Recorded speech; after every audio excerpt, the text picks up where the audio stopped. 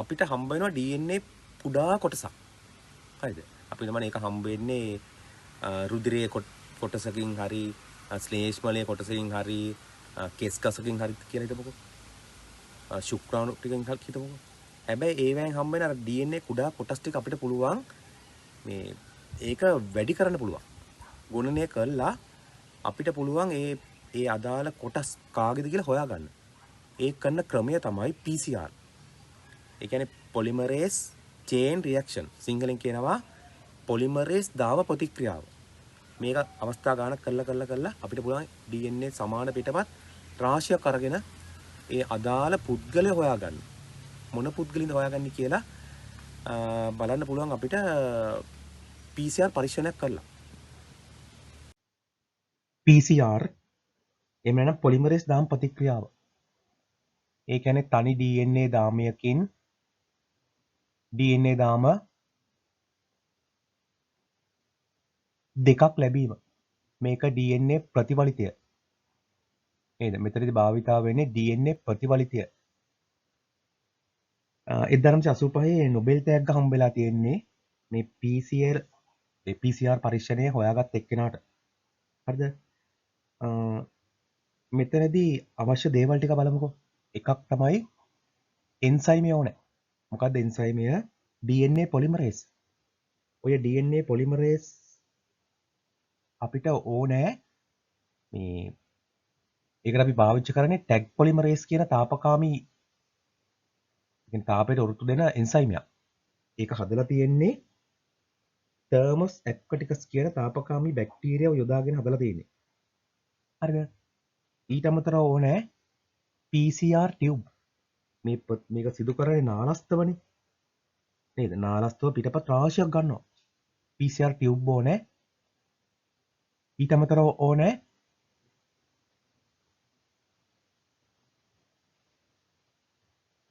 DNTPS. හරිද? ඒ කියන්නේ deoxyribonucleotide. ඕනේ. ඒව වර්ග 4ක් තියෙනවා. හරිද? එකක් තමයි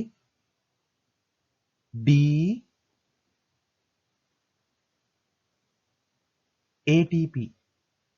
DATP. හරිද? එක වර්ගයක් DATP. මම මේ කියන එක කොහොම රවුන්ඩ් කරන්නම්කෝ. මේව ලියන්නේ මෙහෙමයි සිම්පල් D ලියන්න ඕනේ. DATP. ඒ කියන්නේ ඇඩිනින් තියෙන ඒවා. තව එකක් තියෙනවා මෙතෙන්ට ගුවනින් තිබුණොත් ඒක DGTP. තව එකක් තියෙනවා ගුවනින් ඊට පස්සේ මොකක්ද දෙන්නේ? සයිටෝසින් දැම්මොත් DCTP. මෙතෙන්ට තයමීන් දැම්මොත් DTTP. හරි මෙන්න මේ වගේ ආකාර 4ක් තියෙනවා. ඊට අමතරව ඕනේ තනි අච්චුදාමයක්. මේ තියෙන්නේ අච්චුදාමය. අච්චුදාමය. ඒ කියන්නේ මේ වගේ එකක්. අච්චුදාමයක් ඕනේ. මේ තියෙන අච්චුදාමය. ඒ වගේ තව එකක් ඕනේ. මෙන්න මෙතන තියෙනවනේ. DNA primer. ඒ කියන්නේ DNA polymerase වලට බෑ DNA ප්‍රතිවලිත වීම ආරම්භ කරන්න. ඒක නිසා DNA prime එකක් ඕනේ. හරිද? prime එකක් ඕනේ. ඔය primer එක එහෙම නැත්නම් PCR මූලිකය කියලා කියන්නේ නියුක්ලියෝටයිඩ මෙතන තියෙන එක කුඩා සංඛ්‍යාවක් තියෙන ඔලිගොනියුක්ලියෝටයිඩයක්. මෙතන මේකේ තියෙනවා විශිෂ්ට DNA අණුපියවලක් එහෙම නැත්නම් අණු ක්‍රමයක් තියෙනවා. ඊට අමතරව මෙතන ඕනේ තව අමුද්‍රව්‍යයක් විතර මොනවද ඕනේ? DNA සාම්පලය ඕනේ. ස්වආරක්ෂක ද්‍රාවණයක් ඕනේ. ටර්මොසයික්ල එකක්. ඒකට අපි කියන්නේ සිංහලෙන් කියනවා ටර්මොසයික්ල එකට තාපජ චක්‍රීකාරකය. මුතු වචනය තාපජ චක්‍රීකාරක. එහෙම නැත්නම් ටර්මොසයික්ල එකක්. මේක ලක්ෂ ගාණක් වටිනවා.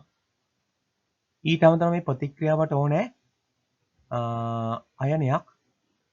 මැග්නීසියම් ධන 2 මේ ප්‍රතික්‍රියා උත්ප්‍රේරණය කරනවා.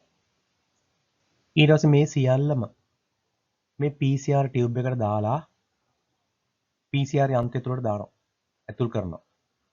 ඊට පස්සේ යන්ත්‍රය ඔන් කරනවා. මුලින්ම වෙන්නේ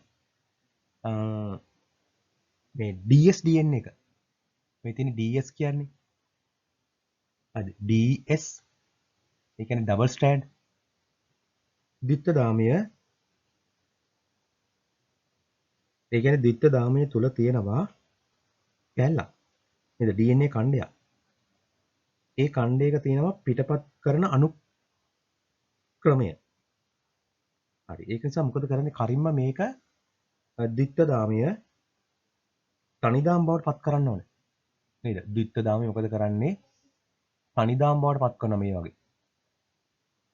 හරිද? ඒකට මොකද කරන්න ඕනේ? මේක දුස්වාභාවීකරණය කරන්න ඕනේ. කොහොමද කරන්නේ? සෙල්සියස් 95ක දී තමයි මේ වැඩේ කරන්නේ. සෙල්සියස් 95 දී. ඒ දුස්ස්වභාවීකරණය කළාට පස්සේ දාන්නේ මොනවද? අර එන්සයිමේ දාන්න නැත්නම් එන්සයිමේ මැරෙනවනේ 95 දී. හරිද? දුස්ස්වභාවීකරණය කළාට පස්සේ තමයි දාන්නේ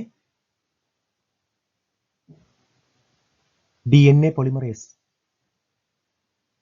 හරිද? හැබැයි තාපකාමී අර බැක්ටීරියාවක් ඉන්නවනේ කවුද? තර්මොස් ඇක්වටිකස්ගෙන් ගත්තේ. අර එන්සයිමිය ඒක ඉහළ උෂ්ණත්වයට ප්‍රතිරෝධී. ඒක නිසා මේ අර ඒ බැක්ටීරියාවෙන් ගන්නවත් ටැක් පොලිමරේස් කියන එන්සයිමිය ඒක ගත්තොත් අවුලක් නැහැ. ඒක ඉහළ උෂ්ණත්වවලට ප්‍රතිරෝධී.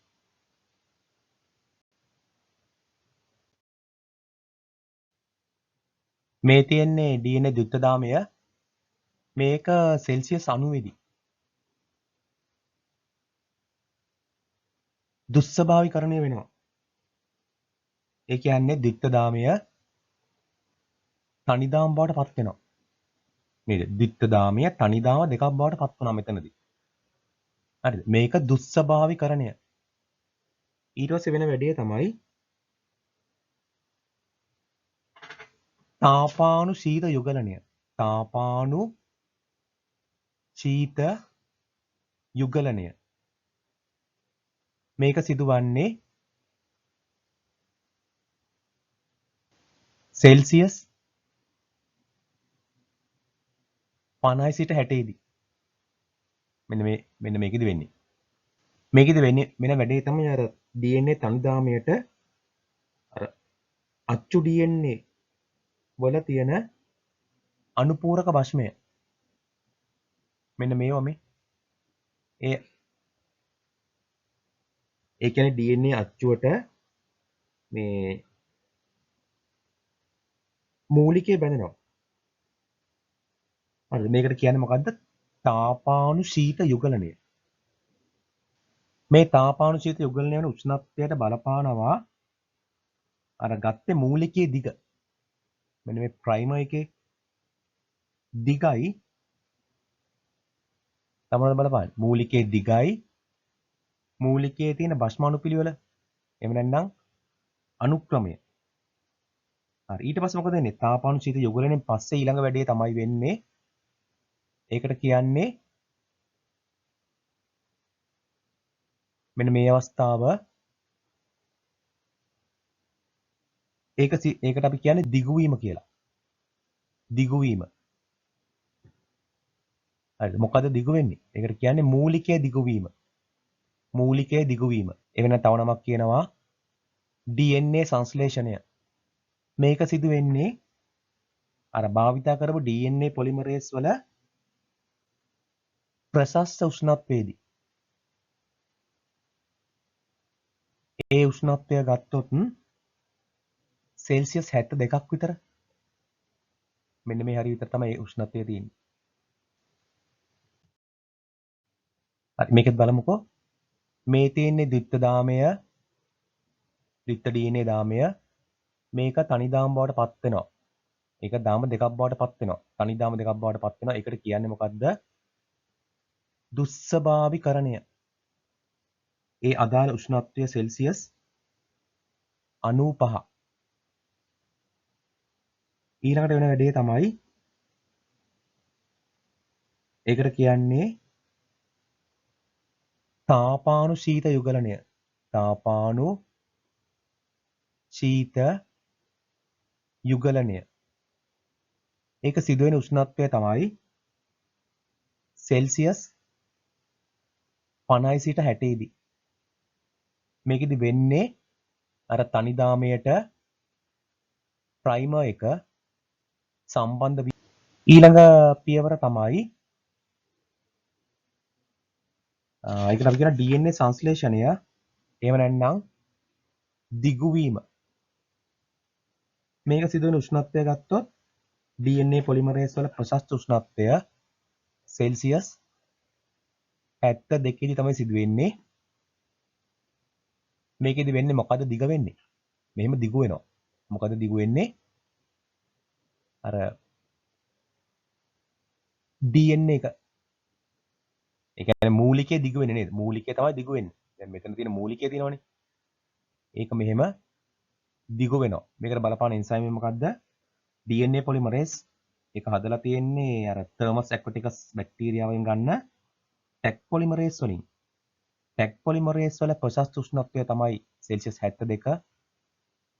72 කියන්නේ දිගු වෙන හොඳම උෂ්ණත්වය. ඊට පස්සේ බලමු මේ වැඩේ PCR වල මේ තියෙන ද්විත්වදාමය තනිදාම් බවට පත් වුණා. ඊට පස්සේ අර මූලිකය බැඳුනා. DNA මූලිකය බැඳිලා දික් වෙලා යනවා. ආයි බලන්නකෝ. ද්විත්වදාමය තනිදාම් බවට පත් වෙනවා. PCR මූලිකයට බැඳෙනවා ඒක. ඊට පස්සේ PCR මූලිකෙ දික් වෙනවා, හැදෙනවා නවදාමයක්. නවදාම දෙකක් හැදෙනවා නේද? තාපජ චක්‍රයක තියෙනවා කොටස් තුනක්. දුස්සභාවිකරණය, තාපානුශීත යුගලනය, දිගුවීම. මේ තුනේ එකතුවට කියන්නේ චක්‍රයක් කියලා. එහෙම නැත්නම් සයිකල් එකක්. හරිද? දැන් එක සයිකල් එකක්. මෙතන තියෙන්නේ එක සයිකල් එකයි දෙවනි එක තුන්වෙනි සයිකල් එක මේක හතරවෙනි සයිකල් එක. හරිද? සයිකල් එකක් අවසානයේ හැදෙනවා එකේ අවසානයේ හැදෙනවා මේ වගේ පිටපත් දෙකක්. දෙකේ අවසානයේ හැදෙනවා පිටපත් හතරක්. නේද? හතරක්නේ. 1 2 3 4. තුනේ අවසානයේ හැදෙනවා පිටපත් 8ක්. 1 2 3 4 5 6 7 8. ඊට පස්සේ මේ හතරේ අවසානයේ හැදෙනවා පිටපත් 16ක්. DNA පිටපත් 16ක් හැදෙනවා. මේ වගේ මේ ගාතීය ආකාරයට වැඩි වෙනවා. ඒ කියන්නේ මොකද්ද? 2 4 8 16 විදිහට ගුණෝත්තර ශ්‍රේණියක් වගේ DNA පිටපත් සංඛ්‍යාව වැඩි වෙලා යනවා. සාමාන්‍යයෙන් දර්ශීය PCR එකක තියෙනවා චක්‍ර 25 ඉඳලා 40ක්. 25 ඉඳලා 40ක් තමයි චක්‍ර දුවන්නේ. හරිද? ඒ කියන්නේ DNA පිටපත් මිලියන ගාණක් ඇති වෙනවා. ඒ වගේම මුල් තාපජ චක්‍රයේ අවසානයේ මේකෙදින් ඇති වෙනවනේ DNA. හරිද? ඒකෙදි හම්බ වෙන DNA එක චූට්ටක් දිගයි. හැබැයි ඊළඟ චක්‍රවලට යනකොට ඒ අවුල අඩුපාඩුව නැති වෙලා යනවා. ඒ කියන්නේ ඉලක්ක පිටපතම සංශ්ලේෂණය වෙනවා. ඊට පස්සේ මුල් දෙක විතරයි අවුල් වෙන්නේ. ඒ කියන්නේ පළවෙනි චක්‍රයෙන් හැදෙන මුල් පිටපත් දෙක විතරයි අවුලක් වෙන්නේ. ඒ කියන්නේ දිග වෙන්නේ. අනික් ඒවා සියල්ල නෝමල්. මේ තියෙන්නේ PCR යන්ත්‍රය. ඒකට සිංහලෙන් කියන්නේ තාපජ චක්‍රී කාරකය. මේකට මොකද කරන්නේ? දානවා මොනවද? ප්‍රයිමර්ස් දානවා, නියුක්ලියෝටයිඩ් දානවා, පොලිමරේස් දානවා, අදාළ සාම්පලේ දානවා. ඊට පස්සේ මොකද වෙන්නේ? අවශ්‍ය උෂ්ණත්වය ටික දෙනවා. නේද? උෂ්ණත්වය ටික පට ගාලා දීගෙන යනවා. අර චක්‍රයක් වශයෙන් කොහොමද දෙන්නේ? සෙල්සියස් 95 50 සිට 60 දක්වා ඊට පස්සේ 72. ඔය වගේ චක්‍ර වගේ දීගෙන යනවා. එතකොට DNA පිටපත් රාශියක් හම්බ වෙනවා.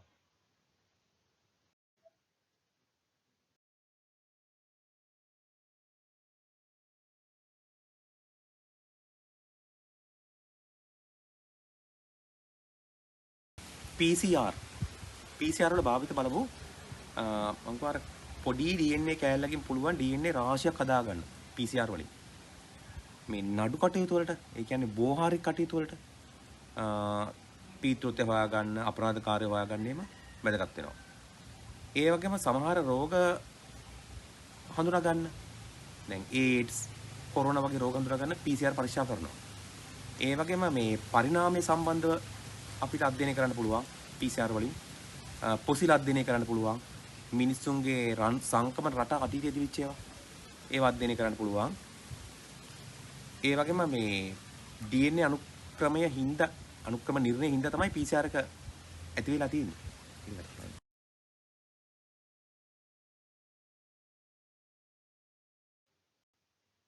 හරි. හරි. මෙතනත් බලන්නකෝ.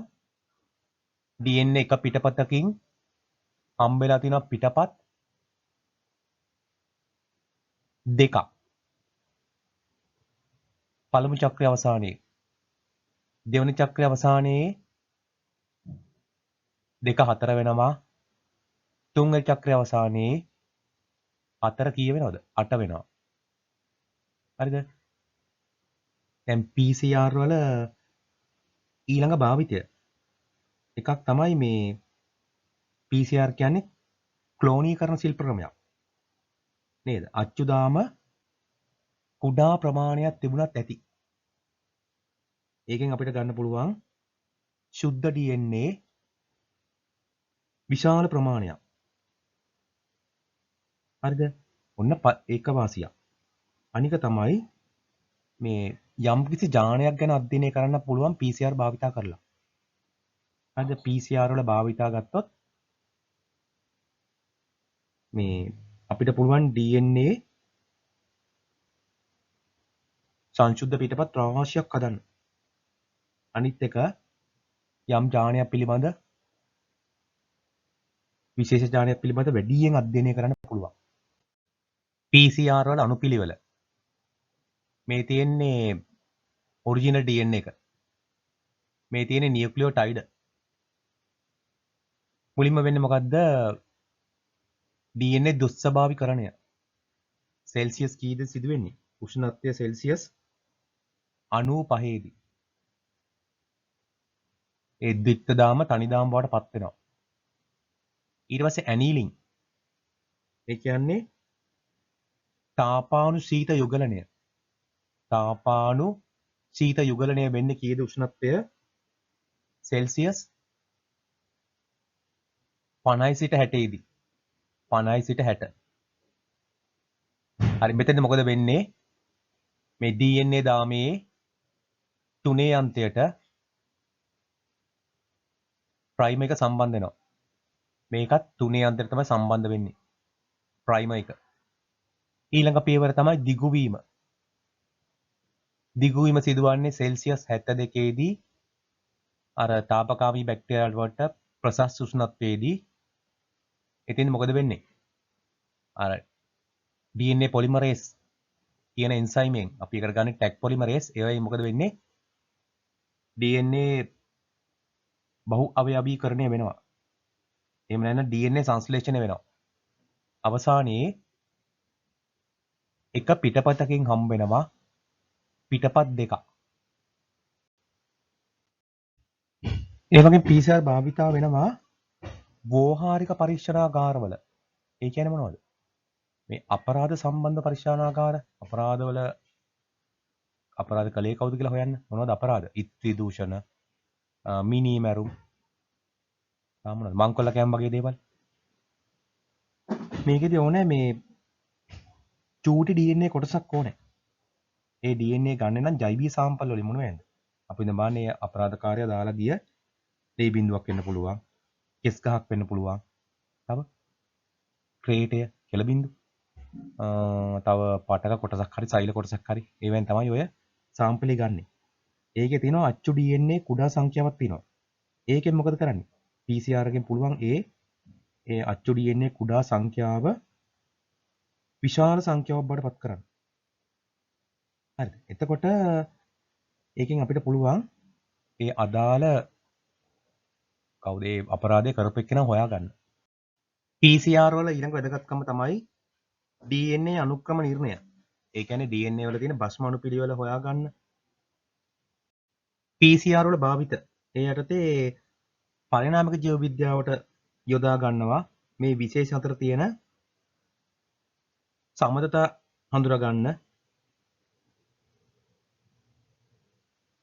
නේද මේ විශේෂ අතර තියෙන පරිණාමික සම්බන්ධතා බන්ධුතා හඳුනා ගන්න යොදා ගන්නවා. ඊළඟ භාවිතය තමයි මේ පුරාතනයේ මානව සංක්‍රමණ රටා. දැන් මිනිස්සු ලංකාවේ නම් රාජධානි මාරුනේ කොහොමද? එක්කෝ සොර සතුරු ආක්‍රමණ හින්දා, ලෙඩ රෝග හින්දා. බලමු මිනිස්සුන් ආරම්භ වෙලා තියෙන මේ හරිය නේද? කොහෙද? අප්‍රිකාවේ තමයි මුල්ම වාසස්ථාන. ඊට පස්සේ මෙන්න මේ හරියට ඇහිලා තියෙනව නේද? ඊට පස්සේ එතනින් ගිහිලා තියෙනවා ආසියාවට. නේද? චීනය වගේ තැන්වලට. ඊට පස්සේ කොහෙටද ගිහින් තියෙන්නේ? ඊට පස්සේ ඕස්ට්‍රේලියාවට ඇවිල්ලා නේද? ඊට පස්සේ තියෙන 40000 තියෙන මේ යුරෝපයට වගේ සෙට් වෙලා. ඊට පස්සේ මේ උතුරු ඇමරිකාව අන්තිමට තමයි ගිහින් තියෙන්නේ දකුණු ඇමරිකාව පැත්තට. ඊළඟ භාවිතය තමයි මේ මොනවද මේ කැණීම් කරන මේ පුරාවිද්‍යා නේද? පුරාතන මානව වර්ගයා පිළිබඳ සොයා ගන්නත් PCR වැදගත් වෙනවා. ඒ වගේම පොසිල. දැන් පොසිල තියෙන්න පුළුවන් අදිශීත නේද? අපිට මන අයිස් වල යට ගිලිලා. මේ ඒ කියන්නේ ජීවීන්ගේ පොසිල මේවට අපි කියන්නේ අධිසංරක්ෂිත පොසිල. මේවෙන් අපිට පුළුවන් DNA ගන්න. DNA අරගෙන ප්‍රගුණනය කරන්න පුළුවන්. එතකොට අපිට පුළුවන් කියන්න වැඩේ කරන්නේ PCR වලින්. ජීවීන් අතර තියෙන පරිණාමික බන්ධුතා අධ්‍යයනය කරන්න පුළුවන්. මේ ඉන්නේ අධිසංරක්ෂිත මාළුවෙක්. මේ තියෙන්නේ පොඩි මොනවද මේ? ඒ කියන්නේ අයිස් තුල තියෙන අයිස් තුල සංරක්ෂණය වෙලා තියෙන සත්තු.